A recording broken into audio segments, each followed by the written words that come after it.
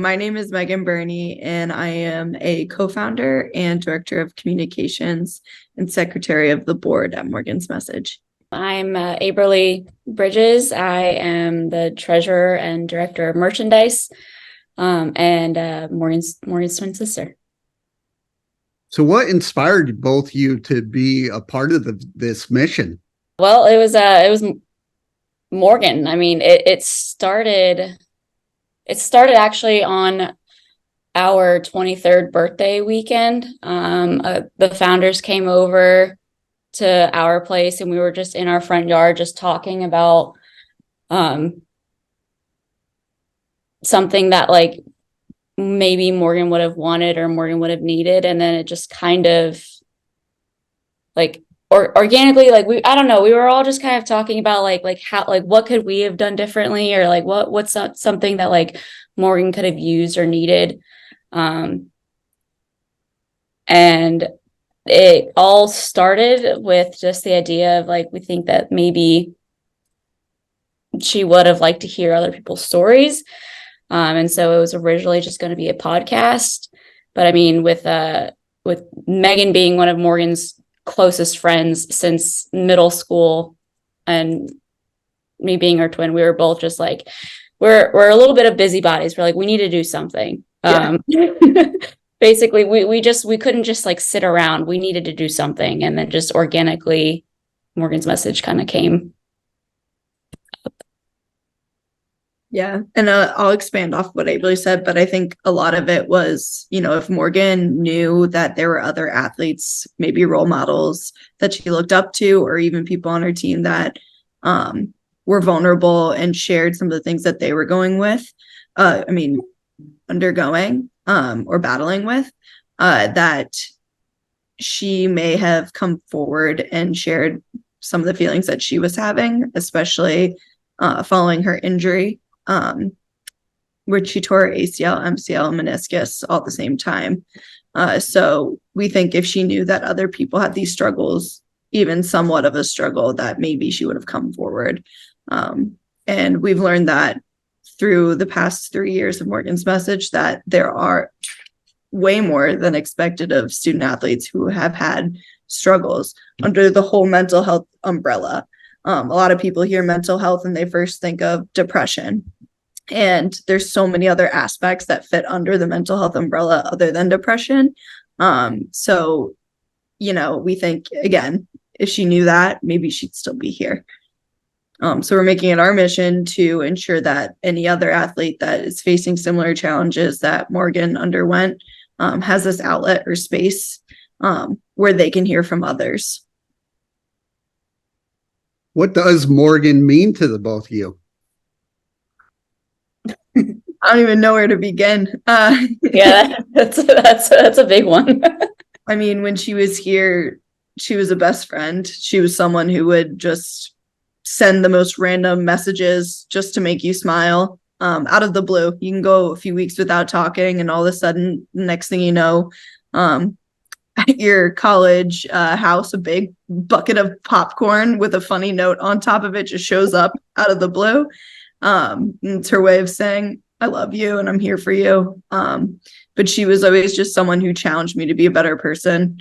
We would also oftentimes not really fight, but just mess with each other about who was the funnier person, because she would always make me crack up. And I wouldn't admit it then, but she was funnier, and she always will be. But she was just someone you could rely on and make you smile whenever you needed a pick me up, and just someone who was always down to do anything with you. So, and I also had my own struggles with depression and anxiety, and suicidal ideation and attempts. And she was someone during those times that, no questions asked, knew I didn't want to talk about it, but knew I needed to be out of the house, would just say, hey, come to like Camp Rodgers. That's what I used to call it. And I would spend like a full weekend there, sometimes even a week. And we just sit and watch movies, and it was all things that were distractions from what was actually going on. It's really what I needed at the time. So yeah, so what Morgan meant to me means that I have to it is my mission to carry on her legacy and to help others that are in similar situations. Yeah, well, that's the hard one to follow. But I mean, Morgan, you summed her up absolutely perfectly. I really think you did. I mean, she was that person, like that, like safety net or comfort for more people than we even realized. It was like after she passed, that's like some of her teammates would come up to us and like just tell us a little story about like just how aware and how like selfless Morgan was. Like we knew she was a selfless person and we knew she was super sweet and weirdly funny with just a nice dry sense of humor. But like one of her teammates reached out to us and just told us that they had just like mentioned in passing about how like they were really like stressed about something, and she just went out and like got her a whole bunch, like a week's worth of groceries, like just to take one thing off of her plate. So that's just like the type of person that Morgan was. And then she was always making these really stupid funny videos, so she could always make somebody laugh, or just kind of like how Meaghan said, just kind of be a great comfort and possible distraction. So I see when I was doing my research, I see the organization on tons of college campuses and high school campuses. How does it feel that the message is really getting out there? I mean, it's great. It's obviously a good thing. Good. It's humbling, like just how fast this has grown. But then at the same time, like Meaghan mentioned, all of our ambassadors, we have over 4,000 ambassadors now. All of them have their own personal connection or some type of story or struggle or something. And so it's just crazy that that's just those who've like reached out to Morgan's message. Just how widespread that like something like this is needed. But I mean, it's great because with those 4,000 ambassadors on I think it's over 1,400. I was just on the website. Okay, there it is. Yeah, 1,400 campuses. That's not even mentioning like, the 30, 50, 100 people who are in that club, like that go to the meetings or that are involved on campus, but not necessarily ambassadors. So, I mean, it's insane just how much it has really grown. Yeah, and I would. Oh, sorry. No, I was just going to say it goes further to show that there was a really unmet need up until this point, and I think COVID exacerbated that need for mental health support, especially when everyone at that time had something taken away from them. We often hear athletes talk about how a lot of their identity is wrapped up in their sport. Sometimes you meet people, the first thing someone will say, "Oh, this is my friend Aberle. She's on the equestrian team at University of South Carolina." It kind of goes hand in hand, and people start to believe that about themselves, that, okay, like for me, in my mindset, I was the lacrosse player until I didn't play in college. And it took a long time to separate those identities for me personally. But I think going back to the COVID aspect, yes. So like that, if you're wrapped up and your sport is your identity, having that taken away from you, can be a real shock. And people might have been familiar with some of the different aspects under the mental health umbrella that I talked about, but a lot of it really came out during this time. And that just happened to be the time that we launched. Mm-hmm. And so I think a lot of people had free time when they weren't practicing or anything. And, we just started getting social media going and people were sharing. And it really just grew organically that way. And again, just goes to shows that there was an unmet need before that. And we're trying to fill that gap. Have you seen college kids or high school kids being more open to be talking about their feelings? I mean, I would say like definitely, yeah. I mean, I have a bunch of cousins who are younger than me, like they're in high school and college, and they say that it's like a normal conversation between them and their peers, which is insane because like even, I mean, I'm 26, so I'm not like that far out of it, but it's already so different than just a few years ago when like Meg and I were in high school and college. And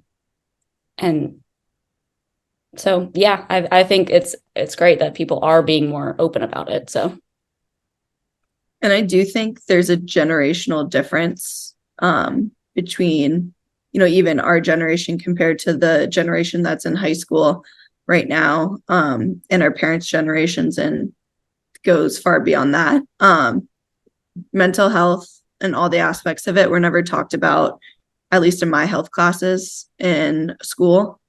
We'd have all the other talks, but mental health never came up. So when someone first experiences signs of, maybe depression, like it was in my case, I had no idea.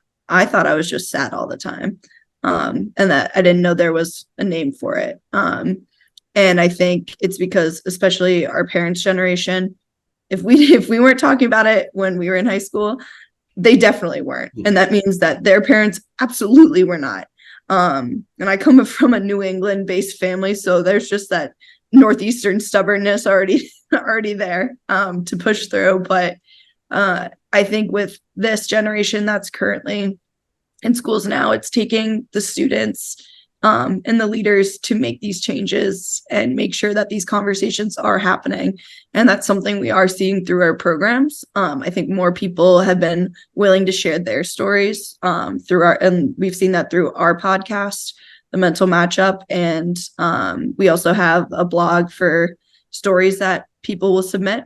But it's not just us. We see other organizations and other Instagram accounts doing the same thing. And it's become so widespread that I just think the more and more these stories are shared, the more and more people will be comfortable opening up and sharing how they're feeling, or even if they're not feeling that way, asking, reaching out, seeing how people are, checking in on people. And I also think it helps that more teams and individuals at the professional levels that we often look to as role models, and especially that generation, have been speaking out about their struggles, whatever it may be. Or even you see new articles every day about, some baseball player taking a step back for a few weeks to focus on their mental health and just recharge.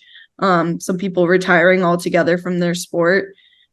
So I think things like that, and also these stories and organizations that are working towards normalizing these conversations being put in the media as well, is very important. How has creating the organization and working on this mission helped your own healing process? For me personally, tremendously. I can't speak for the other founders, but for me, starting Morgan's Message was also kind of a coping mechanism. Because, right after she passed, I read like a bunch of books just about it, or from like the perspective of, like a sibling who lost a sibling. Just trying to like learn as much about it as I possibly could. But then I started going to therapy myself, just like, again, right after she passed, and for the first few years of doing Morgan's Message. And it's kind of been a way for me to like still have her in my life every day. And every once in a while it does get a little hard, it gets a little too businessy. Like I do, like sometimes I just get overwhelmed, but I'm like, no, like I'm doing this like for Morgan, but then it comes back to, I also think that this is something that like would make Morgan really, really happy if this was something that was around. But for my like overall healing, I think it's helped me to talk about Morgan and not always such like a dark light. Because right after she passed, naturally, like it's gonna be upsetting, but this kind of helped me to like bring light back into it and like bring like happiness back into talking about her. So again, for me, it's helped a lot. And I would say the same for me. Honestly, it's just somewhere that we could put, or at least for myself, Aberle too, so I guess I can say wait. Morgan's message has helped me put all of my energy and grief and emotion from losing Morgan into something that, one, would make her proud, and two, again, like Aberle said, helps me focus on her in positive lights, and not just talk about her as the person who died by suicide. It has been life-changing for me, just being able to work on this and give back, especially since it's something I went through myself. And I always thought, like, one day, maybe I can help others. And then Morgan's passing just was the catalyst for the passion that I had for helping others who may be going through similar struggles. And so I think it's absolutely been healing, because you're just putting all the bad energy into something that's going to be good. And there's this concept or something that I've always thought of after you lose someone, each day you try really hard to think about something, but as no more pictures of you guys together are ever going to be added, it's the same ones, or you just have to rely on the memories you had. There's a fear of losing those little bits and memories, just even little silly ones, or just the way she said something. And I think for me, and with some of the people I've lost in my life, that's always been one of my biggest fears. But with Morgan's message, I'll see something, especially from girls playing lacrosse at tournaments that we spent basically all of our years growing up, from middle school to college, doing, that will just remind me of something silly she did at one of the tournaments, or one of the things we did when we were on vacation together. And so I think that's a beautiful thing about it, is that seeing people unite and come together through Morgan's message allows me this area of healing and remembrance of Morgan. How does it feel when you talk or hear from student athletes benefiting from the organization? I mean, that's why we have it set up. So, I mean, it's like a little victory. I mean, we started this saying that even if we save just one person's Morgan, just somebody else, then it's a success. And so whenever we hear those stories, it's really nice. It's kind of like a little keep going boost.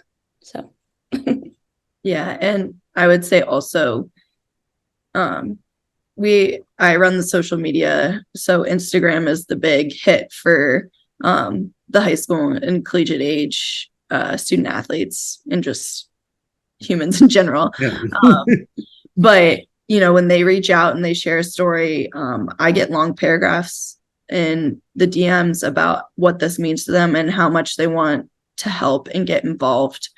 So much to a point where we had to make a list of people who wanted to get involved, so we could come up with something where people who maybe have graduated, or even parents, could get involved. And we did. So we launched an at-large ambassador program, which is a space for parents, athletic staffs, mental health advocates, and former athletes to get involved and come together and have these conversations, because you get that there's a huge age range there. Some people who are just out of college who were a little bit more exposed to these conversations, likely because they were involved in Morgan's message at their schools. But then you get that older generation, who I was talking about, that didn't have these conversations. So it's a great way for parents to learn how to be supportive, coaches, athletic trainers, everyone in between, to just rely on each other to have these open conversations, and strategies that they've used to address situations that may be of concern. One of my favorite things, or success stories for Morgan's message, happens to be the notes I get from parents or a sibling of someone. So I'll just share two quick stories. One, we released a podcast episode, and I got a note from a dad saying that I just listened to this episode. My son has been experiencing these things, but I never understood it. And someone led me to Morgan's Message and their podcast, and I listened to it, and I just got in the car immediately and drove 3 hours just to give my son a hug after practice. So that's powerful. And then I had another story about a girl who never knew how to put her feelings into words about or explain it to others. And she read one of the blog posts on the mental matchup and said, oh my goodness, like this is exactly what I've been trying to say, but I didn't have the words to say it. And it's helpful to know that someone else is going through it. So she printed them out for her entire team and her coaches, gave them to the coaches first and said, this is what I'll be taking a medical leave of absence. And then gave it to her teammates so they could understand. It wasn't like she had the confidence to basically go up to her team and say, this is what I'm experiencing, this big, scary topic that no one wants to talk about. But I want you guys to be able to benefit and see that, like, I'm going to be, even though I'm being vulnerable and need to take a step back, that girl's still being a role model by opening up and showing other people on her team that this is okay. So I think those are the most rewarding stories to hear. And that just, again, keeps us going. Yeah, I love those stories. Yeah, where do you want to see the organization in the next, say, 3 to 5 years? I think we just want to see it grow even further. I mean, the whole idea of nonprofits is to essentially fill a gap until it's met by other resources or it's no longer needed, but all signs are showing that it's still needed. So obviously the essential goal in the end is for no Morgan's Message, essentially, because you don't want there to have to be these issues, but there always will be, and they'll always need support. People always need encouragement to reach out to one another and seek support. So I think for us, just continuing to be that rock that people can lean on and being like lending an ear and giving our ambassadors the tools they need to support other individuals in their community. I would love to see, more trainings for all coaches across the NCAA, where they have to go through mandatory trainings for spotting signs of suicidal ideation and other mental health issues, so they can, get ahead of the problem. And also, if the problem has been hidden for a long time and it escalates, that they know what to do in those situations. We've seen more and more kids in the NCAA take their lives, and it's something you just don't want to see ever. Those headlines are crushing, especially for us because we're working so hard. And, I almost look at them, I'm like, what more could we have done to maybe reach those people too?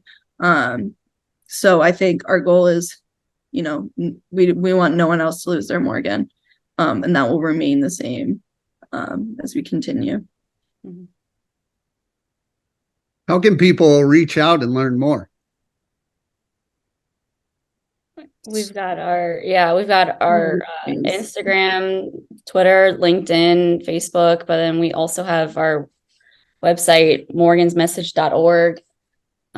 We have a submission file in there. We'll, if you want to reach out, you can send us an email, essentially. But morgansmessage.org, or all of our social media platforms are just Morgan's Message. Yeah. And that's usually how we hear from people the most, is just, submissions through social platforms, or they head to our website and find our, have a question, reach out. And the email that we often send people to will be info@morgansmessage.org.